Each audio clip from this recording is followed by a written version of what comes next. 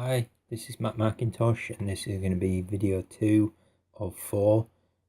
Just looking at how you can go about sculpting a base head for use in any other project. So as we can see, I'm carrying on from where I'd left the last video, where I'd started building up a bit of the chin, and I'm just feeding some of these kind of shapes into the rest of the face and blending it back so that I can get an overall form starting to appear. That being said though, I'm just starting to bulk out the shape of a nose here. This won't be the kind of refined finished element. I'm just trying to kind of get some forms made so that I can kind of start detailing up the rest of the mesh. So in this video I'm probably going to look at kind of building in the eyeballs and how they'd sit in the head and the eyelids that go over the top of them. I'll probably look at start kind of refining the shapes of the nose, the lips, maybe just working a bit more in for the ears possibly on this one. But as we can see at the moment, I'm just using the clay tool to build up the shape and then the move tool to refine the form of it.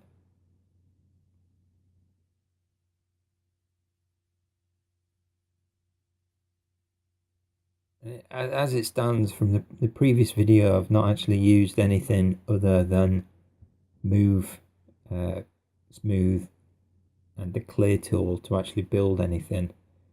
And you can get good results just from using those 3 brushes. So even though Zbrush offers all these fancy tools, I'm now going to make use of the damn standard to start cutting in a little bit of information. But you know, it offers all these fancy tools on how to go about building stuff. But you know, if you've got a mastery of the basic tools, then you can achieve pretty much what you want, really.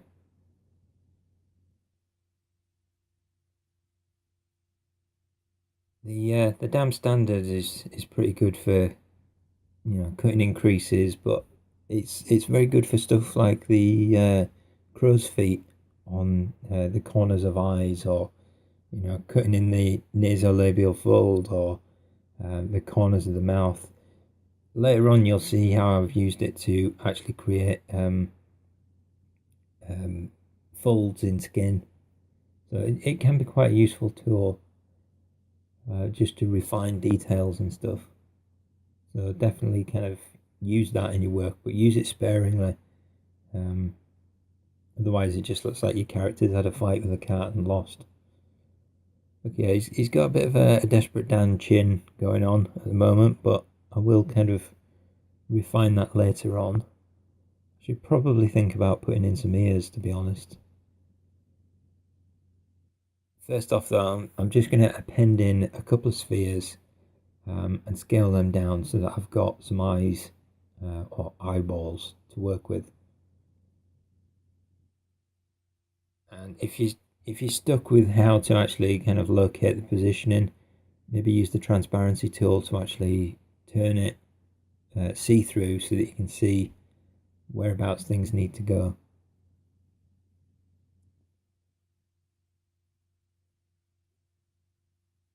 And I'm just going to duplicate that eye, and I'm going to give it a test as to whether it's the right sort of proportion. You should be able to get the actual thickness of a human head, or where it should be, the ideal generic sort of thing, by measuring the head using the eyeball. And you can do that by making duplicates of the eyes, and the middle one should be sat perfectly in the middle. The ones next to them, or next to it, should be the place where the eyeball is actually going to be. And then if you make one more duplicate of it, that should be the width of the head with the ears included. So as you can see, it's not a million miles off as it stands. I'm just going to give the eyeballs a slight kind of nudge in scale, so they're not quite as big as that. And then, as you can see, I've just duplicated and mirrored that across.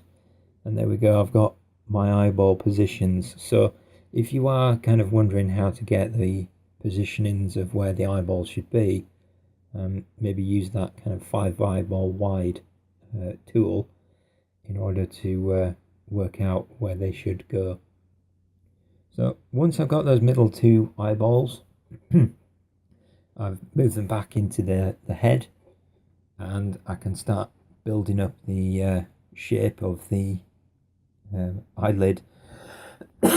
Excuse me, the eyelid that goes over the top of them.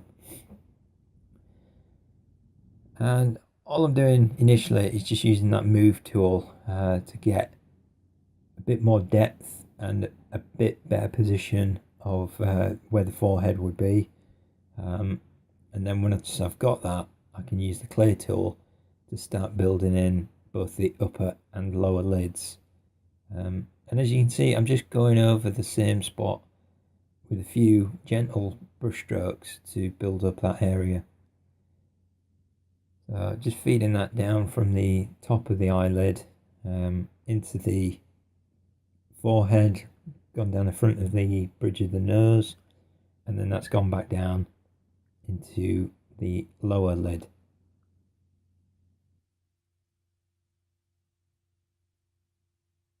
His nose is a little bit too curved at the moment, so I'm probably going to do some work on this and just blend it back.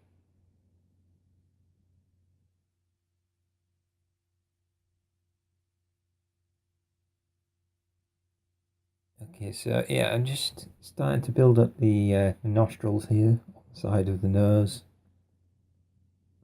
tip of the nose, and I'm going to blend that into the top lip in a second. Just want to get a bit more shape of that first. So it's gone from looking a bit like that kind of plastic surgery appearance of a nose to, you know, a bit more of a formation that we're after.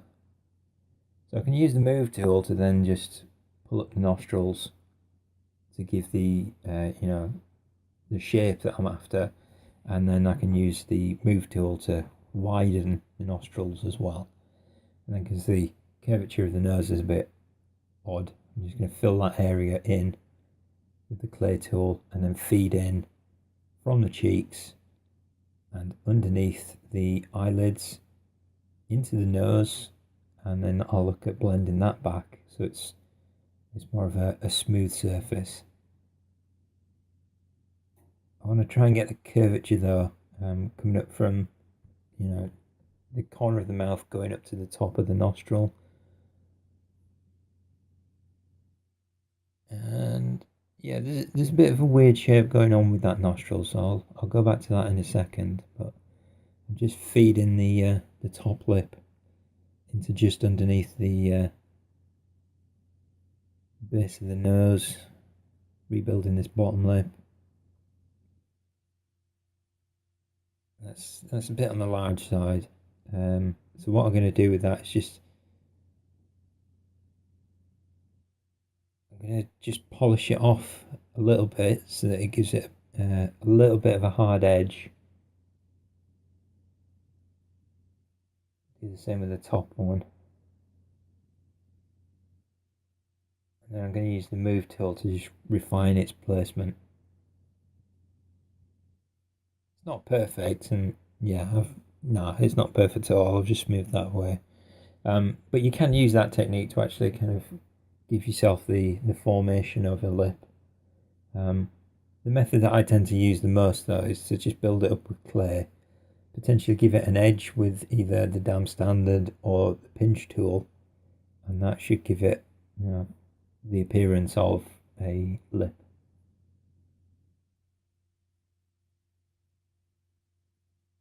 When you're doing this stuff though, I'll always be, you know, kind of blending it back and just smoothing it so that you get the object that you're working on sitting on the surface more effectively. Yeah, that works a lot better.